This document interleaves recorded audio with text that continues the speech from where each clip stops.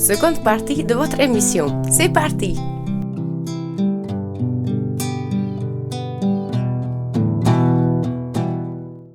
Bonsoir, nous revoici donc à nouveau pour la seconde partie de l'Instant de l'équilibre, émission sur le thème des anomalies, donc avec mon très cher ami Eve, qui a commencé un petit peu à développer le sujet. Je sais qu'il avait un plan et je suis un peu un élément perturbateur. Je pense que je viens un petit peu perturber le plan, mais bon, c'est comme ça. C'est vrai que tu me connais, enfin je te connais aussi. Ouais, t'es plus sérieux que moi. Quand tu suis un plan, tu suis un plan. Disons que cette émission est assez formaliste quand même dans son format. Et Soit compréhensible. ouais, ouais, pour ça, je fais la petite parenthèse parce que bientôt, nous deux, nous préparons un autre type d'émission où là, on sera un peu plus nous-mêmes. C'est-à-dire qu'on va vraiment partir sur, allez, qu'on dira du coq à l'âne, mais comme tout est lié, de toute façon, le coq et l'âne, c'est la même chose, hein, comme l'œuf ou la poule, tout est lié. Donc, Eve va continuer à nous parler de tout ça. Et avant, si tu veux, j'ai réfléchi. Si tu veux, sinon tu continues. Ouais, vas-y. J'ai une question, du coup, parce que j'ai pensé à une anomalie, en fait, qui est vérifiable scientifiquement. Donc, j'imagine que tu en connais, mais celle-ci, on peut genre tous la faire, tu sais. Et c'est une anomalie qui est quand même assez étrange, je vais te dire, tu la connais d'ailleurs. C'est la température de l'ombre de la Lune. Tu connais ce truc. Le fait est que, en fait, la lumière de la Lune va être plus froide que son ombre. Une chose qui est quand même bizarre. Si tu prends la température du Soleil au sol, là, sur un beau soleil par terre, et disons qu'il fait 35 degrés, boum, tu vas à l'ombre, il va faire 18, tu vois ce que je veux dire, ou 25. Là, la Lune, c'est l'inverse. Mais qu'est-ce qui se passe? Mystère. Et puis ça, on se moque de nous si on en parle. Ouais, c'est reproductible comme expérience facilement. N'importe qui a un petit ou peut s'acheter là pour 20 balles un thermomètre laser là, tu sais, qui est quand même assez précis. Alors la fluctuation est pas immense, mais merde, pourquoi l'ombre serait plus chaude que la lumière?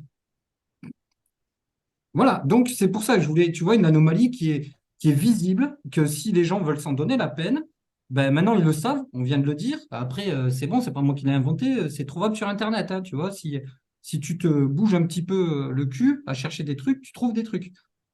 J'ai l'impression que c'est ce que tu disais au départ, tu sais, si tu mets pas ton attention sur quelque chose, ben les anomalies, elles passent lambda, et c'est plutôt le reste qui reste, parce que le reste, on t'en parle tout le temps. La forme de la Terre, l'univers, les atomes, les machins, les ceci, les cela. Le modèle standard, il est partout. Les anomalies encore, il y a des bouquins sur les anomalies. Ah bah, il y a les bouquins donc, qui ont un peu plus d'un siècle là, de Charles Fort. Donc, Ah ça oui, tu s'appelle m'en avais parlé. Le Livre des damnés et puis Nouvelle Terre. Et donc lui, c'était justement, il a passé du temps à fouiller dans les archives, que ce soit les publications scientifiques de l'époque ou les journaux locaux. Quand il y avait un événement particulier. Donc, à l'époque, il n'y avait pas BFM, mais il y avait les journaux, et puis voilà, il y avait tout ça qui était répertorié. Donc, il y a eu ces livres sont presque une succession d'anomalies, quoi. Des fois, c'est un bloc de glace de la taille d'un éléphant qui est tombé en Inde, du ciel. Il y a, il y a aussi des phénomènes, justement, ah oui, j'avais parlé des phénomènes trop répétable. J'avais parlé de la répétabilité, mais trop répétable, qu'est-ce que ça voulait dire? C'est des phénomènes qui sont censés être hasardeux. Par exemple, ben, la pluie qui tombe quelque part, ça n'a pas une forme bien spécifique, ni un endroit particulier. Mais justement, ce qui a été observé, c'est à des endroits des pluies de forme rectangulaire et qui sont répétées à quelques semaines d'intervalle au même endroit. Donc il y a des choses comme J'ai ça, connu, quoi. moi aussi, le mur de pluie devant moi, le truc genre un mur, quoi. Trop bizarre. Et donc ça, puis ce qui est marrant, c'est que même quand c'est répertorié, c'est-à-dire que s'il y a une pluie de grenouilles quelque part, bon, bah, il va y avoir quelqu'un qui donne une explication, oui, mais alors ça doit venir de cet étang-là. parce qu'il y a un étang qui est à 10 km, donc il y en a un autre qui va dire oui, mais c'est pas cette espèce de grenouille qu'il y a dans l'étang, puis en plus il n'y avait pas de cyclone. Ouais, mais il y a eu un autre cyclone là où il n'y avait pas l'étang, donc c'est bon. Donc c'est un petit peu ça, c'est le rafistolage, on prend des explications, mais on prend un fait, quoi, et puis on laisse tout le reste de côté. Donc c'est vraiment traité de façon à montrer que ça aurait aucun intérêt, l'anomalie en soi. Alors que c'est peut-être ça justement tout le sel de l'existence, quoi. C'est l'anomalie et la nouveauté. Ben oui, enfin moi, je pense un peu ça de toute façon, parce que j'en ai vécu des anomalies et je pense que la plupart des gens, si on leur demandait, ils pourraient témoigner des choses, anomalies, choses bizarres qui leur sont arrivées. Ça, c'est une certitude.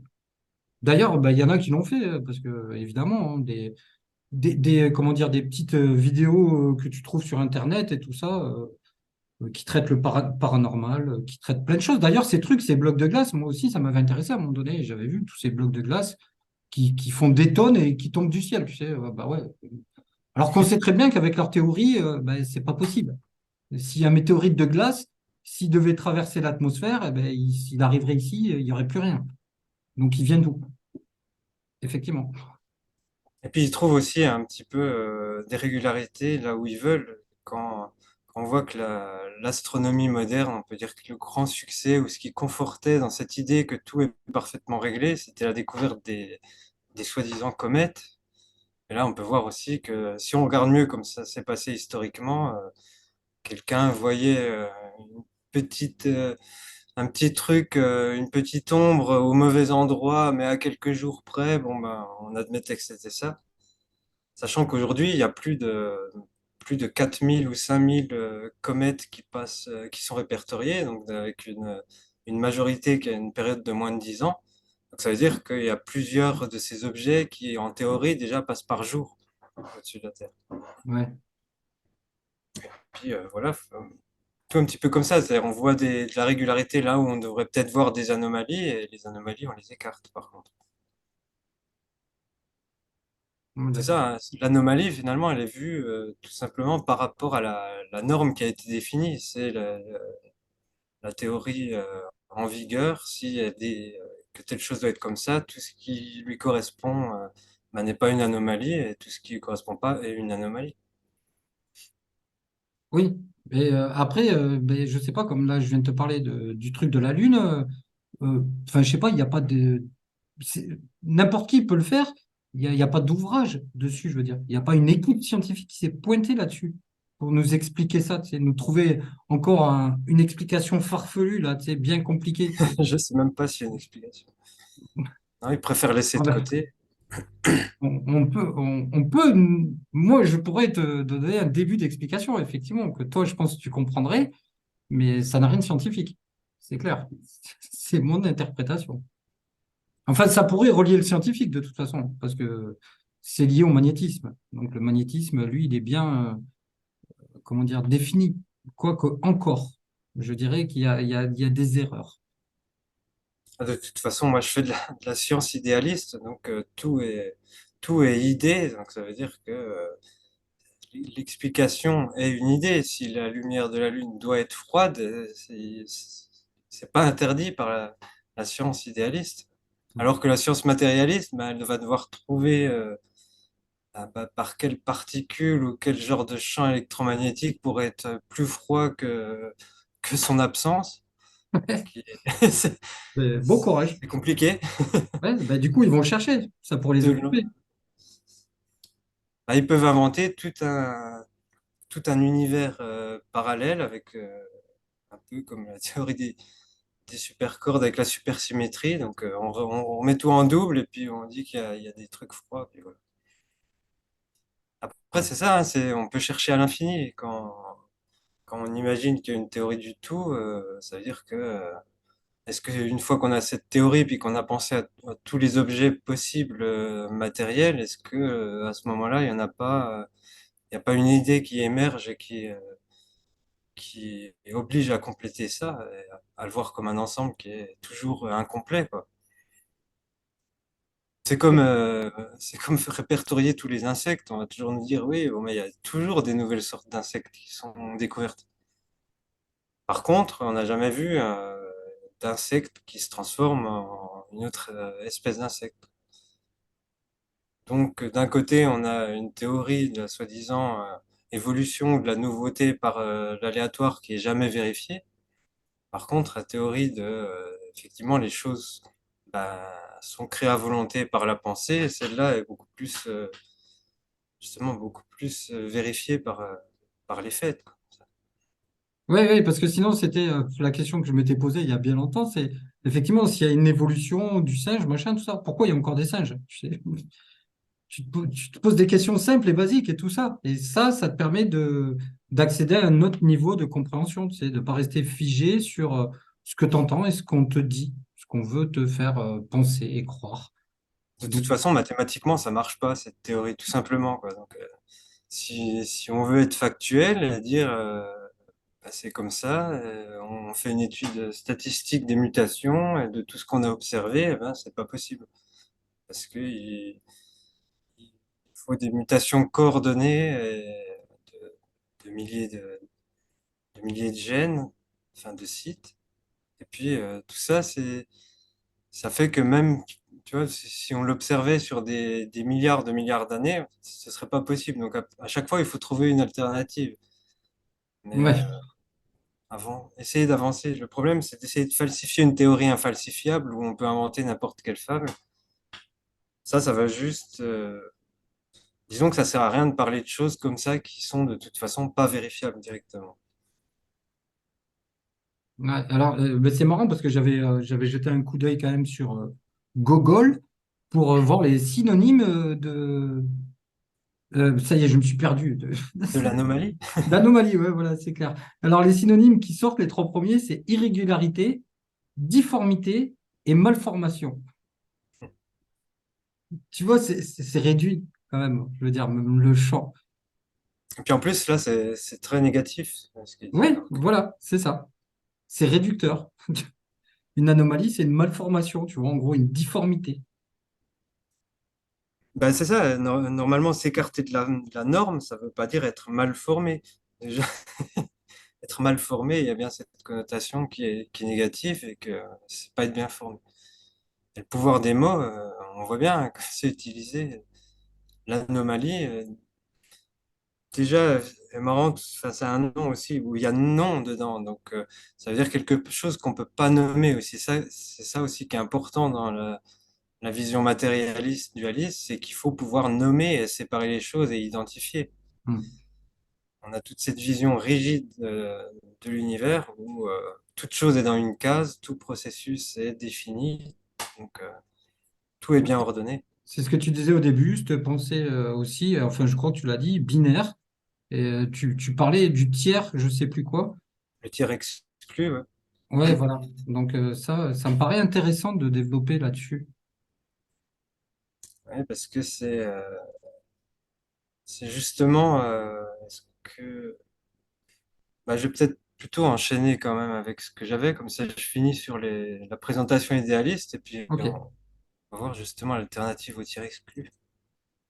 Donc c'est avec cette parti. vision un peu, on veut que toutes les choses soient dans des cases, donc on a des théories, on a des modèles mentaux pour tout ça, et finalement, bah, on se rend compte qu'il y a toujours plein d'incohérences et on peut pas faire des liens entre les choses aussi facilement. Donc, on se retrouve à vouloir avoir une vision parfaite et bien ordonnée du monde. Finalement, bah, on en a une vision d'autant plus chaotique. On peut plus faire les liens entre les événements.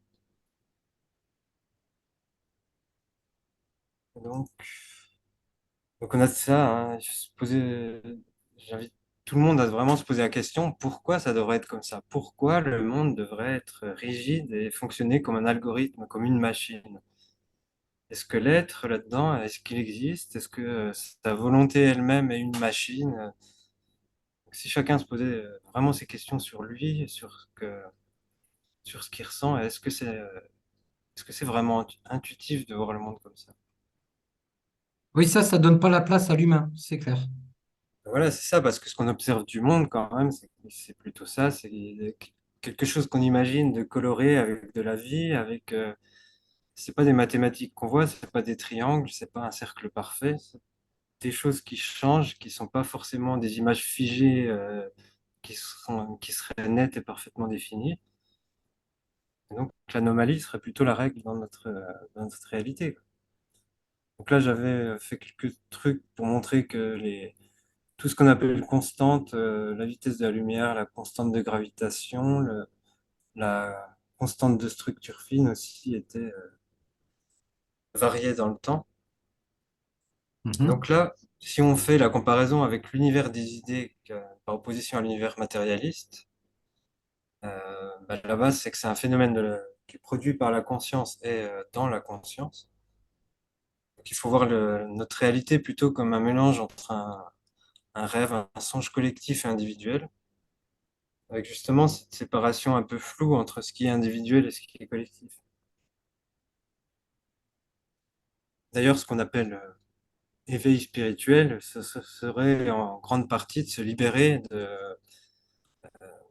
la soumission à ce qui est collectif, ce qui est extérieur.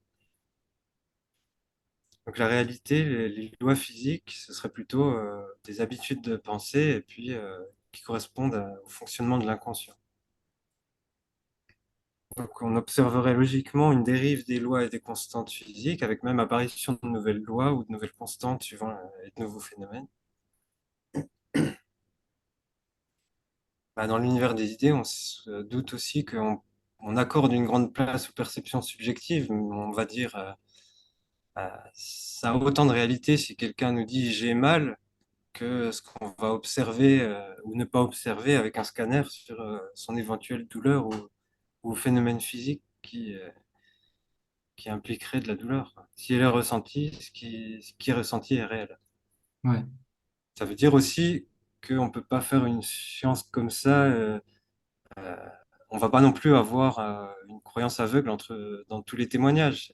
Mais ce qui compte, c'est d'envisager aussi pour nous-mêmes un témoignage. Ça vient comme une information extérieure pour nous faire envisager autrement la réalité.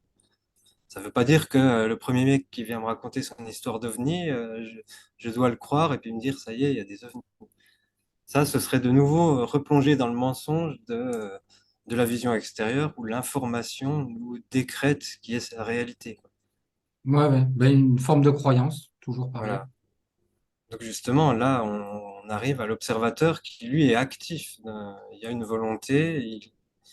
Elle, dans un univers de conscience, elle doit avoir un effet potentiellement agissant. Et il faut comprendre pourquoi elle ne l'est pas totalement et qu'est-ce qui peut la limiter aussi. Hmm. Et donc, de façon générale, la conscience et les idées, elles sont pas locales, donc elles sont pas localisées spatialement, elles sont pas à un endroit particulier de l'espace ni dans le temps. Oui, on l'a déjà abordé, ça, effectivement. Et les choses non plus ne sont pas séparables de manière absolue, puisque des idées, c'est des liens entre des choses, il y a une logique un petit peu floue, donc deux concepts ne sont pas forcément séparés. Et on verra que c'est vraiment comme ça qu'on raisonne. On raisonne avec une vision des processus et des objets qui sont approximatifs, quoi. Ah bah oui, c'est une Par, certitude. op- bah oui. Et puis, par opposition avec la vision rationaliste qu'on va avoir, et puis de la causalité, ce qui crée l'univers des idées, de la conscience, c'est l'irrationalité. C'est-à-dire ce qui procède justement pas du seul processus automatique des idées. Et là, ce serait considéré comme acausal du point de vue physique, scientifique, c'est-à-dire que c'est comme s'il n'y avait pas de cause ou d'interaction matérielle pour produire ça. Ça ne procède pas de l'existence, c'est de la nouveauté par rapport à l'existant. Et donc, plutôt que des successions d'états, je le disais tout à l'heure, c'est pas des états définis, c'est le changement qui est réel. Et le changement, c'est une différence, c'est une perception entre deux états plutôt, mais qui sont pas parfaitement définis, quoi. C'est plutôt la perception elle-même qui est le changement. Et si tout ça est vrai, donc cette vision idéaliste de l'univers des idées, on ne peut pas avoir une théorie unique des objets de la pensée, puisque le processus de la pensée, lui, est continu et peut créer sans cesse de nouveaux objets. Donc la théorie ultime du tout, qui regrouperait physique quantique et relativité générale, elle ne pourrait pas être complète si elle existait. il existerait forcément une nouveauté qui ne pourrait pas être expliquée par ça. Bah, de toute façon, on sait déjà que, sachant qu'ils étudient uniquement les objets matériels, l'énergie et la matière, Mm. ça exclut déjà cette théorie du tout l'aspect volonté lui-même. Donc, de toute façon, ça décrée pas la conscience. Ni même ce qui est un peu métaphysique, comme cette existence du hasard absolu, c'est forcément de la métaphysique qui peut dire bah, pourquoi ce hasard absolu existe et pourquoi il s'applique à cette théorie du tout. Ouais, On va voir totalement. aussi que ça c'est lié au théorème d'incomplétude de Gödel. Finalement, il faut toujours compléter ce qu'on peut décrire par un algorithme. Pour simplifier, il faut toujours le compléter par de nouvelles règles parce que sinon, avec les règles initiales, on peut toujours produire quelque chose qui est à la fois vrai et faux, ou alors qui est indécidable. Voilà. Et comme c'est ce que veut exclure la théorie normalisante matérielle, tout ce qui est indécidable, tout ce qui est contradiction doit être exclu. Et alors Mhm. donc là, en théorie de l'univers des idées, on peut avoir la coexistence d'incompatibles, et puis les paradoxes et contradictions sont le processus même de la pensée. C'est-à-dire que là, on a vraiment la vision opposée, c'est-à-dire qu'il faut accueillir les anomalies et les paradoxes et les contradictions, puisque c'est ça le moteur qui fait avancer la pensée. Parce que pourquoi tout est changement, ça, c'est parce qu'à l'origine, dans l'idéalisme, il y a cette contradiction je ne sais pas s'il faut que je développe ça maintenant, mais Comme tu veux, hein. une sorte de divine dichotomie, de paradoxe qui est que si est ce qui perçoit et qu'il est aussi ce qui est perçu, mais dans un sens, il peut pas être ce qu'il est, puisque en se percevant, il est déjà plus l'esprit qui est perçu, puisqu'il est l'esprit qui perçoit. Donc quelque part, c'est comme une poupée russe mise dans l'esprit. Donc c'est plus le même que finalement la simple poupée russe qui est perçue. Donc il y a ce changement continuel et qui crée, c'est finalement de jamais être ce qu'il est réellement, l'esprit, dès le départ. Ouais, ouais. Le changement ne peut pas s'arrêter. Ben, moi, je comprends bien ce raisonnement, mais je me dis, des fois, je mets peut-être un peu la place des gens aussi. Quand ils voient tout ça, ils vont se dire, parce que souvent, même toi, tu as dû avoir, je me rappelle dans les commentaires sur la page Facebook, c'est genre comme si tu étais en avance, tu sais, genre, ouais, tu es déjà en avance de ci ou de mi, tu sais, on n'a pas ton niveau de truc et de bidule. Mais moi, je vois pas les choses comme ça, tu sais. C'est pareil, je comprends pas. Si on se fie déjà à nous-mêmes, à nos perceptions, déjà, on est en avance, tu vois. Il y a pas de je suis en Après, c'est vrai avance. que de temps en temps, on dit des choses compliquées avec des mots compliqués, mais là, Ouais, si on reprend les choses les plus évidentes et les plus simples, c'est déjà de repartir de cette idée de voir pourquoi ce serait plus naturel de supposer que l'univers est rigide ou ressemble pas plutôt à un rêve collectif. Et se poser déjà cette question, c'est s'ouvrir aussi à la perception de cette vision beaucoup plus floue. Et rien que ça, c'est déjà un pas en avant qui est essentiel, enfin, qui contient tous les autres déjà, puisque oui, ben moi, parce que le j'avais. problème, être en avance, ça veut dire quoi pour certains? Ça veut dire qu'ils ont l'impression qu'il faut faire un long parcours dans le mensonge pour arriver à un certain point. C'est Non, ça. on reprend de toute façon ce qui est à l'origine, ce qui est l'origine de l'inversion. La prochaine émission sur les inversions, quelque part, elle rejoint celle-là. C'est juste dire la même chose d'une autre façon. Bien sûr, mais de toute façon, on le dit on est obligé de passer par ça. Mais en fait, le but du jeu de tout ça aussi, c'est pour simplifier. Pardon, ça peut paraître compliqué, mais à la fin, c'est simplifié parce que tout est embrouillé, tout est compliqué. C'est-à-dire que on prône toujours, je l'ai fait dans ma petite vidéo de pas personnelle, la vérité, et c'est le pendant du mensonge. Donc forcément, si les deux sont liés par une dualité comme une même chose, ouais, c'est plutôt d'essayer de justement de mettre ça en attention sur le mensonge. Moi, c'est ça ce que je veux dire, tu vois, au lieu sur la vérité, c'est-à-dire de voir les choses qui sont pas logiques. Et dès que tu vois les choses pas logiques, ah, c'est marrant, ça s'éclaire, ta lanterne, tu vois, comme par magie. Donc, il n'y a rien de compliqué là-dedans. Essayez juste de regarder. Tu vois, comme tu disais tout à l'heure, si tu regardes pas le ciel, effectivement, tu vois pas les trucs bizarres. Mais commence à regarder le ciel. C'est tout basique, tout le monde peut le regarder.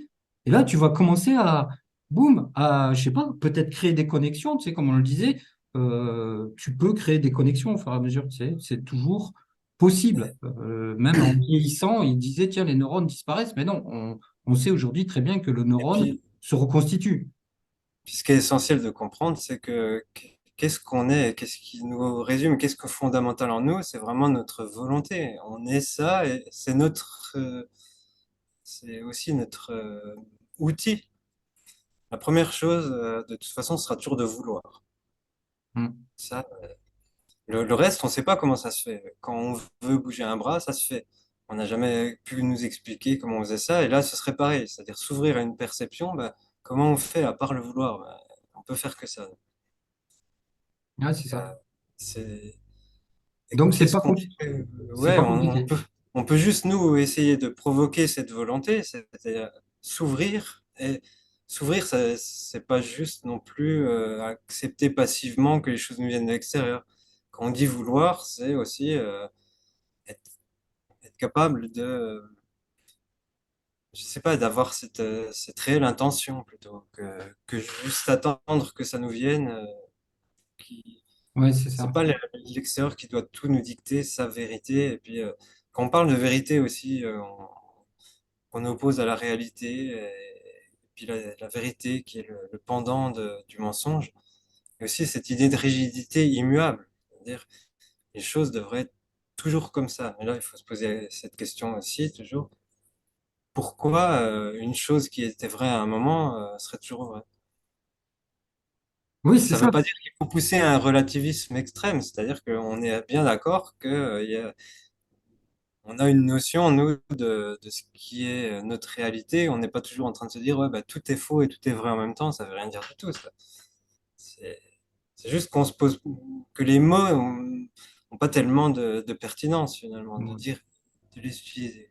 On n'est pas en train de dire aux gens, on dit la vérité. C'est pas ça. Ah ben non, pas du tout, parce que on l'a déjà dit, de toute façon, autant de personnes, autant de vérités, donc c'est bien gentil. Mais on est juste en train de dire qu'en fait, la compréhension peut se faire facilement si du coup tu mets ton attention, si du coup ben, tu agis, point, au lieu d'être passif, dans l'attente, comme on disait tout à l'heure. Parce que tu es dans l'attente de quoi? Que les choses viennent à toi. On se rend bien compte qu'à un moment donné, rien va venir à toi. Il n'y a pas de miracle. Parce qu'aujourd'hui, tout est, comment dire, tout est cerné, tout est fait pour que ça aille dans un sens. Donc, tu imagines bien que le reste, il va pas venir à toi. Ça, c'est sûr. Si toi, tu fais pas le premier pas, comme on a dit tout à l'heure. Puis attendre que ça vienne à soi, c'est rester mais dans cette même vision, justement, de l'extérieur qui vient à soi. Ouais, du coup, c'est passif. T'es pas dans le mouvement, donc t'es pas dans la vie, tu vois, t'es pas dans le réel, t'es dans l'attente.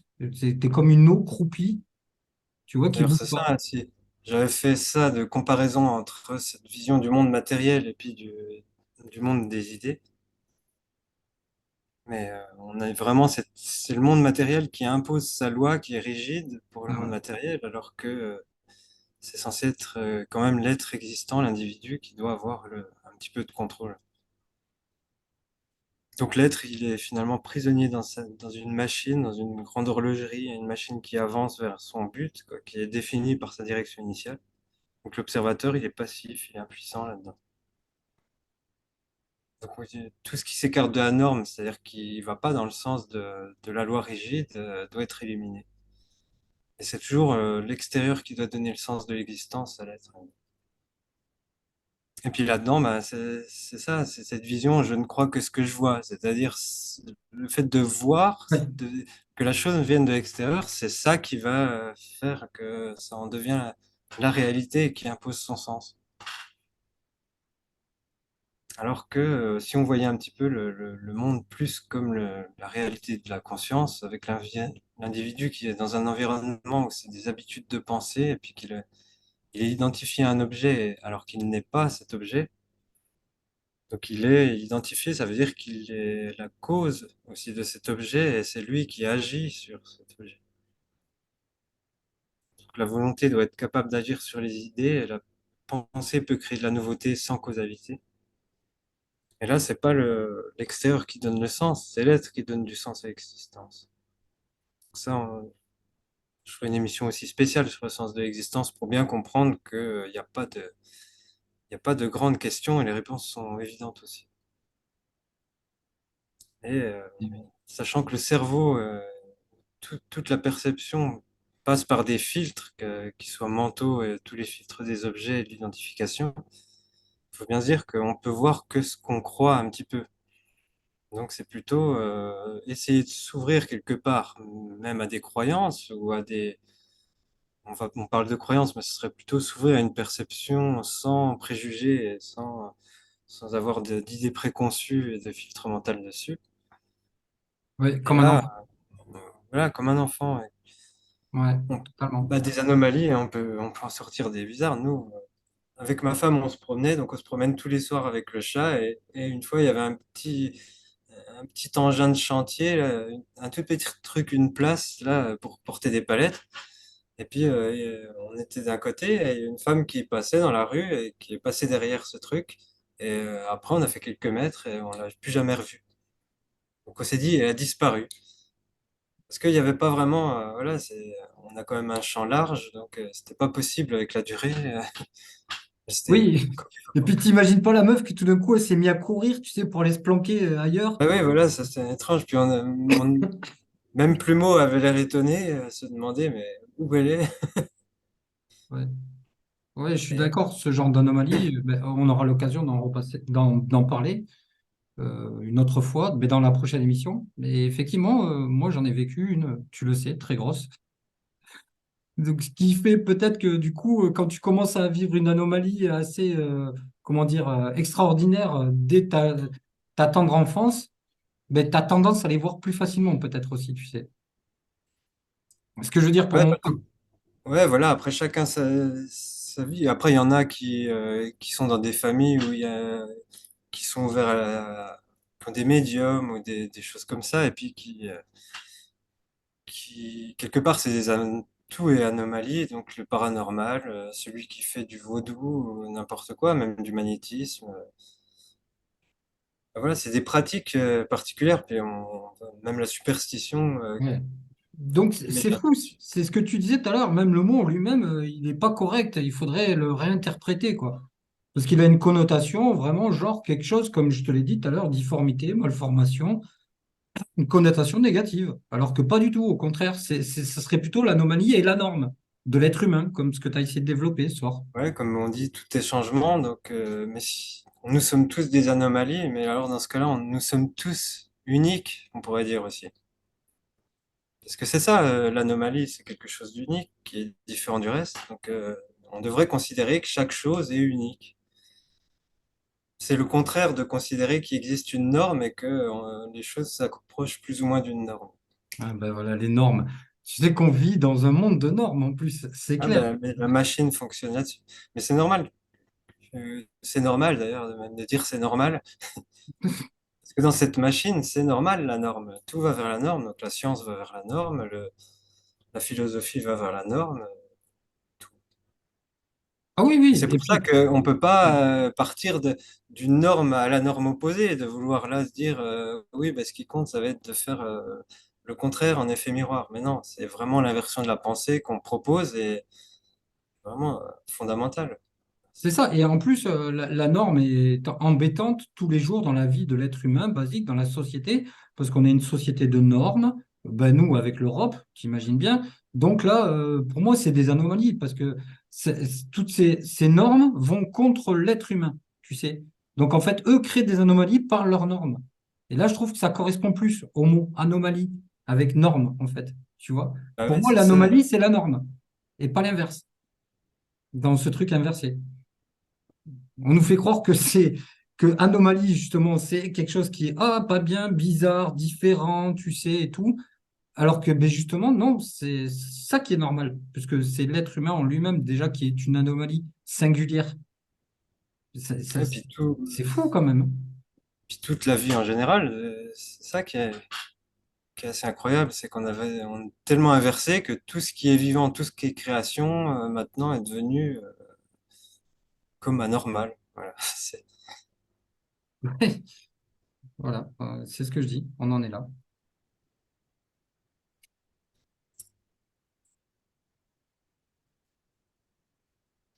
Puis, qu'est-ce que j'avais encore? Dis-moi, de toute façon, il nous reste à peu près 5 minutes d'émission. Si tu Ouais. veux finir sur quelque chose en particulier. Ouais. Je vais juste remontrer ça, c'est-à-dire que c'était la liste des anomalies à, je sais plus ce que j'avais mis, à éliminer d'urgence.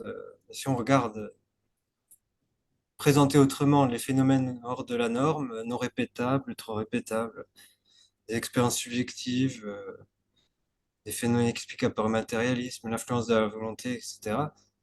Quand on les voit vus sous le prisme comme ça de l'idéalisme, c'est plutôt des choses positives. On se rend compte qu'il n'y a pas à vouloir exclure tout ça, que ça forme vraiment l'ensemble de la vie et puis de la pensée, de l'expérience consciente. Donc il faut qu'il y ait toutes ces choses-là, sinon, imaginons qu'il n'y ait rien de tout ça. Qu'est-ce qu'il nous reste? Bah, il nous reste, oui, les pierres qui tombent et puis on sait calculer la vitesse et puis des choses comme ça. Ouais, Mais c'est c'est hyper, c'est cool, hyper utile. alors qu'une seule anomalie est au moins plus intéressante. Donc si on arrive à observer une fois une personne qui fait léviter une pierre au lieu qu'elle tombe de la façon de la loi de Newton, voilà, s'extasier de nouveau devant le monde. Et donc vivons en paix avec toutes les anomalies maintenant, plutôt que de les rejeter. J'ai trouvé une citation pas mal là. Si quelqu'un Ouais. a des oreilles, qu'il voit. Si quelqu'un a des yeux, qu'il entende. Donc s'ouvrir à la nouvelle perception.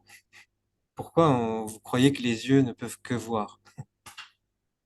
Oui, ça, on en parlera. Ça aussi, ça peut être une question intéressante. Oh Et oui. puis bon, ben, Nietzsche, hein, c'est à cause de la folie que la sagesse est mêlée à toutes les choses. De toute façon, la sagesse ou la rationalité, c'est un sous-ensemble infime de la création et puis de la réalité, quoi. Ben, tu vois, ben, c'est beau. Je vais me permettre de rebondir, mon petit cher Eve, juste avant la fin. Tu me connais, j'arrête pas de parler. L'autre jour, ben, je suis tombé sur un petit truc, toujours le hasard je tombe sur une vidéo. Donc, j'ai vu un petit peu un sujet sur les gens daltoniens, tu sais. Donc, qui pourraient être considérés comme une anomalie. Certains perçoivent pas le rouge, d'autres pas le vert. Et il y a des cas de daltonisme qui sont extrêmes et qui sont vraiment un pourcentage très faible de la population. Il y en a même qui voient en monochromie, tu sais, qui vont en noir et blanc. Et j'ai découvert, je ne savais pas, il y a carrément une atteinte qu'ils appellent, je ne sais plus le nom, je rechercherai à nouveau, c'est des gens qui, eux, voient, par contre, 100 fois plus de couleurs. Tu vois, et ils sont genre 0,3% de la population mondiale. Ils voient 100 fois plus de couleurs. Putain, j'ai vu, ils avaient fait une petite reconstitution 3D, tu sais, pour imaginer, mais c'est un peu comme ton dessin que tu as montré là, tu vois, avec toutes les couleurs et tout. Ils voient la nature comme ça, tu vois, du coup, avec toutes les petites différences qu'il peut y avoir sur une feuille d'arbre, nous, on voit vert, vert, et sauf à l'automne, tu vois un peu de jaune dessus, tout ça. Et bien eux, boum, mais sans déconner, c'est carrément cool cette anomalie. Moi, j'aimerais voir cette anomalie-là, tu sais, voir tout, genre comme le monde, comme Avatar, tu sais. Bah, C'est- c'est comme j'avais vu qu'il y avait un type d'oiseau qui avait, au lieu d'avoir trois sortes c'est quoi, c'est les bâtonnets, il y en a quatre sortes. Et donc, comment on peut imaginer, par exemple, de toute façon, avoir enfin, la perception d'une autre couleur que nous, on perçoit pas? Ouais, c'est Faut bien ça. se dire que nous, on a déjà un filtre avec ça. C'est marrant quand on parle hein, des perceptions des couleurs. J'ai toujours ce truc de dire, ouais, mais comment on sait que nous, on voit les couleurs de la même façon, même si on n'est pas daltonien? Ouais, je me suis dit plein de fois cette chose-là quand j'étais jeune.